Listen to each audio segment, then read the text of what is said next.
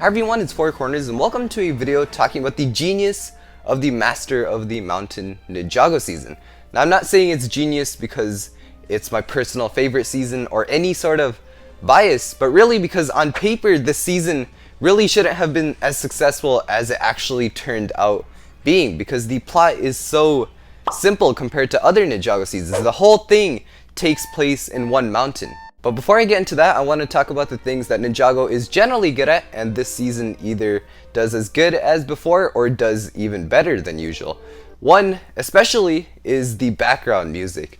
They have so much iconic soundtracks in this season. The same goes for Prime Empire, but this one especially, since it had a lot more emotional stuff going on, so the soundtracks were really able to make each moment even better. The Geckles got their own soundtrack, the Munce got a really nice soundtrack, and there were general things for the mining and the Sorcerer. It really made sure that you were completely immersed in this mountain and the concepts of the season. It made sure that it didn't reuse any other Ninjago soundtracks too much to keep it under this little bubble.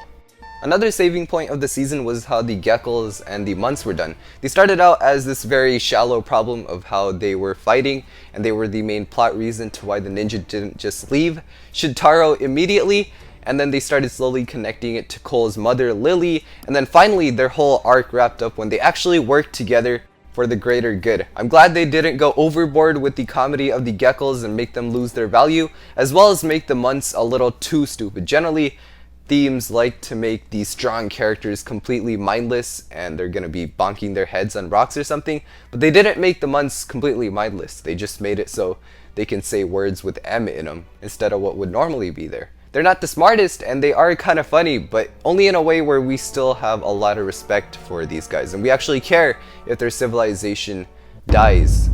Another good thing that can also be kind of seen as a bad thing is how most of the ninja were put on the side while Cole did the main stuff by himself. The reason I think that's a really good idea is because it puts Cole in this completely new environment with a lot of new people, and it gives his character a lot of room to develop instead of Jay or Kai being immediately there to uplift him and bring him back to his old character.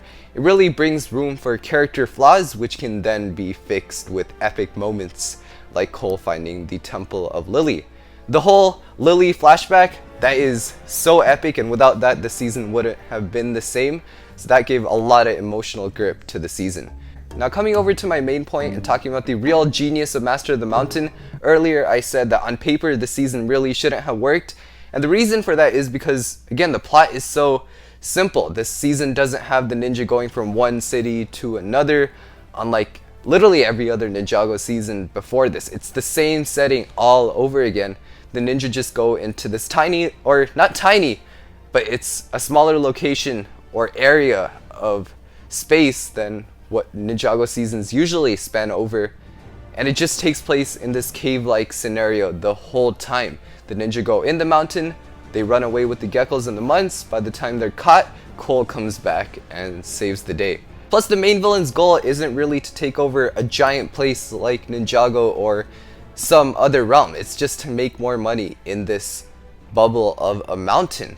So looking at all this, we really shouldn't have felt that much weight for the finale and everything. But the genius of the season is by making us go through these kind of tiny but still sort of serious problems, like Zane and Kai fighting the Mino or Nia fighting the Munce, and even those situations were made to look so big and were dramatized so much that by the time we came to the final battle, it actually felt really big compared to what we've seen before.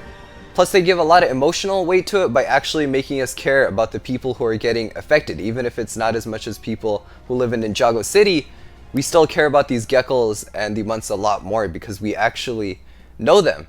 Plus, if Cole loses here, the fact that they connected it with his mom Lilly kind of makes it so that they both lost, and Cole kind of lost his mom's legacy.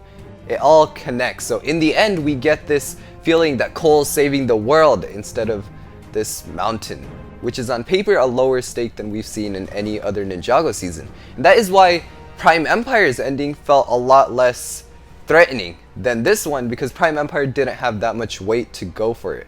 It was more shallow, and there is some good things in that. We can talk about that another day, But that's just how good Master of the Mountain is. Now, it's not without its flaws, but nonetheless, this was a fantastic season that didn't need huge Ninjago concepts to succeed, but instead raw writing talent and simple situations. Thank you for watching a video on Master of the Mountain. It was fun to go back to it, even if it is so old. And as usual, I'll see you in the next one. Bye-bye.